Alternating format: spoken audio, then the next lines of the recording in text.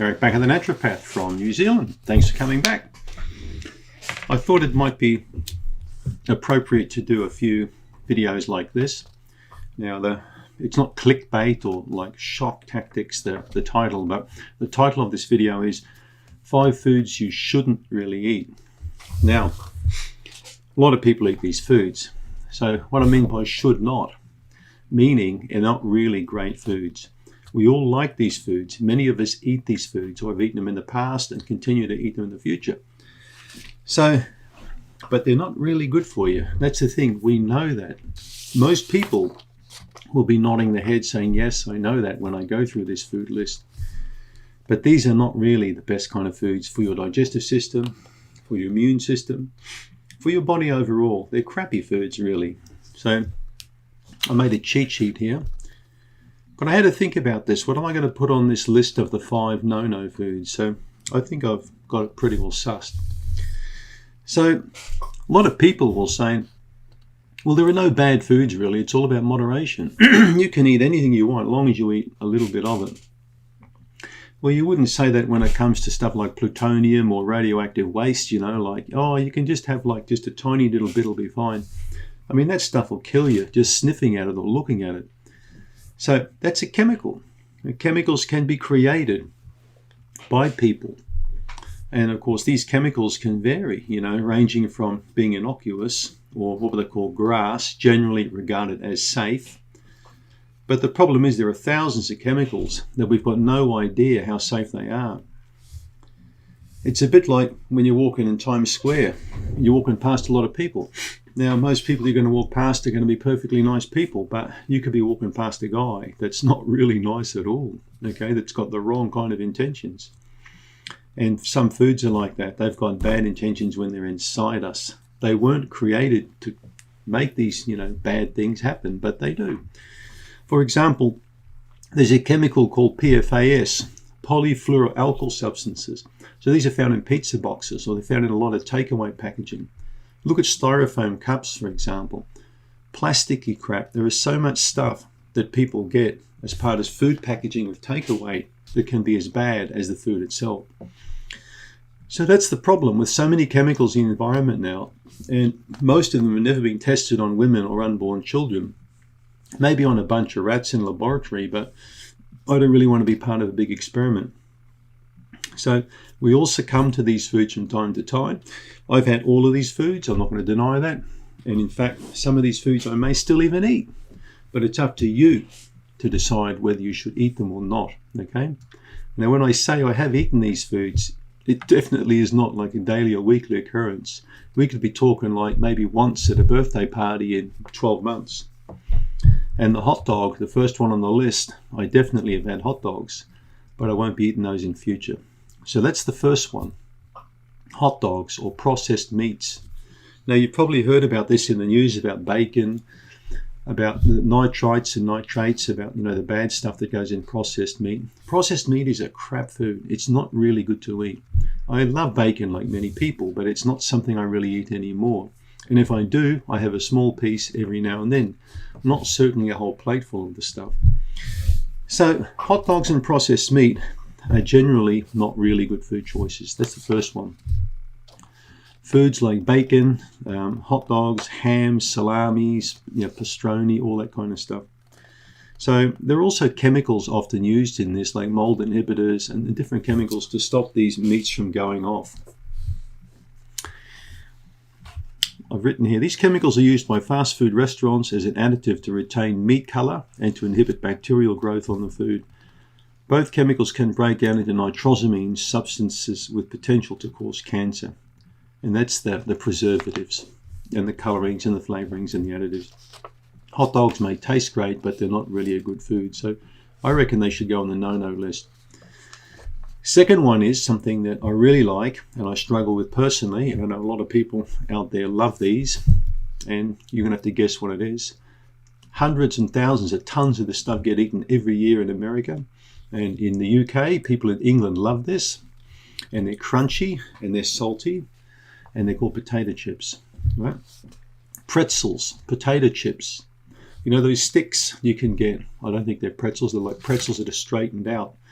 all that kind of stuff, all those snacky kind of foods, and they're generally deep fried, they're full of salt, they're full of colours, they're full of sugars, they're full of hydrogenated fats, all the wrong kind of stuff, right? High fat and high in refined carbohydrates and lots of calories. No protein or anything useful like fibre. No vitamins or minerals in this food. So basically you might as well eat that piece of plastic or this pen or a piece of cardboard, because you'll probably get the same nutrition out of it. So apart from salt, of course, so people want to argue there are no minerals in it. Of course, well, sodium's a mineral, and that will be in pretzels and salted peanuts and foods like that. But it's not really the type of salt that you want in your body. It's just refined sodium chloride. It's not sea salt. They use the cheapest salt they can. So, but I can't deny, I mean, I love chippies. And I can easily sit there with crisps, as the English call it, and eat them, but I don't really go there anymore. It may be once in a 6-month occurrence, because otherwise I'm going to just end up like a beach ball, like a lot of people end up with a packet of Lay chips or whatever they call them in America, you know, that brand.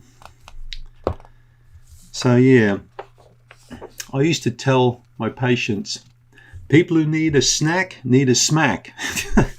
Not, you know, in the violent sense. And I'd say the same to cigarette smokers, that they need beating around the head, but with soft objects like pillows or, you know, things like that.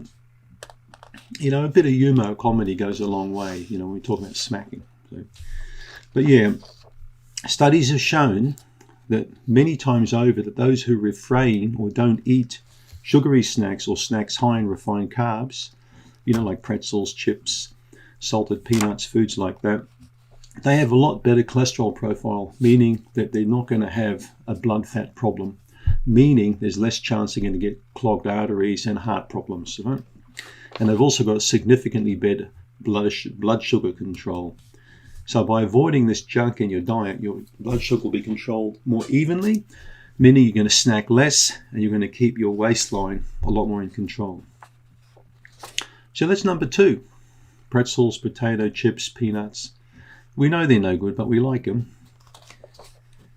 The third one, donuts and processed pastries. Sometimes you go to maybe a weekend away with your partner, or you'll have a nice breakfast in the morning. You know, it could be an Airbnb or it could be a restaurant or something. And what do you see there laden all out there on the table? Pastries and all this sort of junk, you know. Here again, we've got a high carb food, often containing lots of cheap, crappy fats. White sugar, white flour, hydrogenated fats, emulsifiers, anti-molding agents, and lots more junk thrown in for good measure.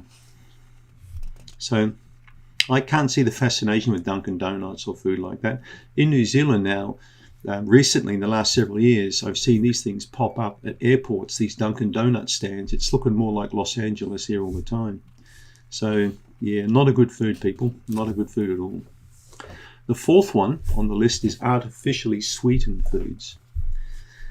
Now, many people have beaten the drum over this for many years and say aspartame and cancer and all these kind of things. But I've had a good friend who passed away now at only 58 of a massive heart attack.